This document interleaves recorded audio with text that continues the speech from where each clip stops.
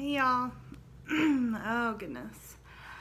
I put this video off for so long and I honestly don't even know if I want to do it now. I thought about not even posting, but I know a lot of you were asking me questions and just kind of following along, especially on Instagram. So I thought I would just post a quick update here. Our IVF failed and it sucks. So we had posted that little video after the transfer, and we implanted 2 embryos, and yeah, I continued to give myself shots for a little bit, and then not quite 2 weeks, I think it was like 10 days or something, is when my lab test was, and I didn't feel pregnant, but I was extremely hopeful. Like, we were pretty optimistic. We implanted 2 embryos. We had pretty good odds considering, and we just felt really optimistic, and both had our hopes pretty high, I think. So we were kind of really excited for the blood test, but also really nervous. So I took the day off work. We both took the day off work, and we had to drive out of town because I work in the hospital/clinic, and so we didn't want to get my labs done where certain people would be the first to see it that we knew or whatever. So we went to like a sister hospital right out of town and had my labs done there, and we sat outside and said a prayer first, and I started to get super nervous, and then I had to ask that everyone stop messaging us and calling because we were so nervous, and we didn't really need everyone else's excitement and anxiousness to make us more nervous or more stressed. So people were calling a lot through the morning, like, have you gone to get your labs yet? Do you know yet? Have you taken a test? And so I just asked that everyone just kind of leave us be to ourselves for the day, and if we did get news, I explained that that would be for our ears only for a little bit. So that was a little hard too, because that, I guess, is one of the downsides of being really public with this journey, is that everybody knows when it's happening and what's happening and is really curious, and they care about us. So they didn't do it on purpose, but it was very stressful. We went to the lab, had the blood draw, and when we left, I kind of felt more excited, and I just I don't know. I think we just were trying our hardest to just think positively about it.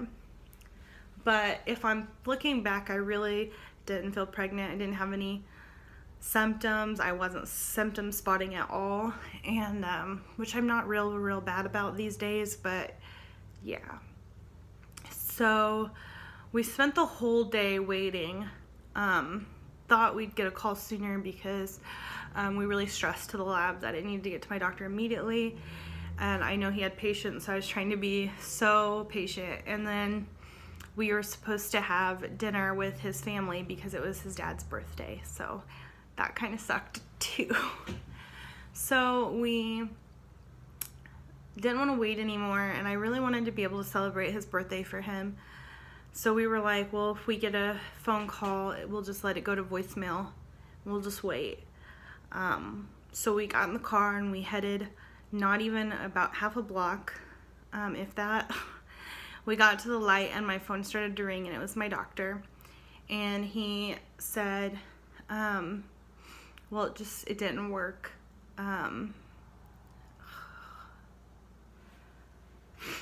Basically, he just said, we did what we could, but we just didn't get it this time. And he said, we'll just have to try again. and you had pretty good odds, but sometimes it's just the way it is, and there's really no explanation. It just didn't take this time. And they were also two of our very best embryos, so it just hit really hard. And I thought, at this point, I've done plenty of worrying, crying, and stressing, that maybe I'll be fine. And I no more than got a okay out of my mouth before I kind of lost it a little bit. And we just turned around and went back home. And it was so hard. Like, you think about it and you go through, like, everything that you go through. And it's painful and it sucks. Like, physically painful, but also more mentally painful. And it's just hard on your life. Like, you have so much going on. It's so much more stressful. So to hear that it didn't even work in the end, it's like a major gut punch. So we turned around and we came home, and I just couldn't stop. Like, I just kept crying, and just like grieving that is so hard. And Scotty was obviously hurting too, so he had a hard time, and we just literally sat together for so long and just cried. And I just was angry too, like, this is not fair. And then I felt guilty, like, now I'm gonna tell everybody that it didn't work. And I felt guilty that it was his dad's birthday, knowing that's totally out of my control. But that's just the way it is, I guess. So he made some calls just to let them know we wouldn't be there. So he ended up telling them, and then I called my mom and dad, and I know it hurts them to see us hurting, so that hurt even more knowing that. Basically, this journey sucks, and I hate for anybody to ever have to go through it. Like, I wouldn't wish this on my worst enemy. So we just stayed home, and for the next couple days, it just was like it just dragged on and on and on, and like I just couldn't stop crying every day. And going to work, I thought, oh, I did really good today, and like I think I'm okay. And I no more than like walked out the door to go home, and like it hit me like a ton of bricks again, and I just start crying again. Like, this is the hardest freaking thing, is knowing that your body can't do what it's supposed to do, and it's a huge letdown. Financially, it is so intense. Like, it's so draining on us. And so you're physically drained, you're mentally drained, and financially it's just too much. Everybody was awesome, and people were obviously very supportive and were there for us, and we're so lucky for that. But this has sucked really bad, and I honestly can't find a better word. It just sucks. And I know a lot of people wonder, like, what's next, and people ask us that still, but we don't know. And we are deciding that for now we're just gonna hold off on any plans. We're not gonna do anything.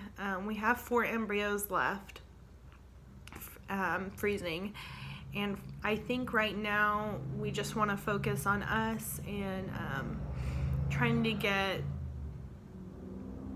financially where we need to be, and mentally where I need to be. And also, I just want to give my body a break. And 6 years in, I'm exhausted, honestly, and I just want this all to be over, honestly. So that's it. We're going to take a little break. Maybe next year in the winter we'll do IVF again. In the meantime, we'll definitely be talking about our options and what is the best course of action. Right now we're gonna just try naturally, and we'll see what happens, but I really am not gonna hold my breath. So sorry this video was, first of all, very short, but also just a drag. It definitely, it's definitely been hard. So thank you everyone who's continued to pray for us. And just think of us and comment and ask how we're doing. That's always really nice, and we really appreciate it. I know I just bawled like a baby on camera, but I have been doing really well, and we're getting past this a little bit. We talk about it every single day almost, like what's next and what our plans are and what we want. So it's definitely not over, obviously. We're way far away from that. We're not giving up, and we will get our family eventually, no matter how it happens. But this is just a big blow to us, I think. And we'll just take some time and figure it out. But I did want to update you guys, and so now you know. And continue to pray for us. And thank you so much, and your love and support is awesome.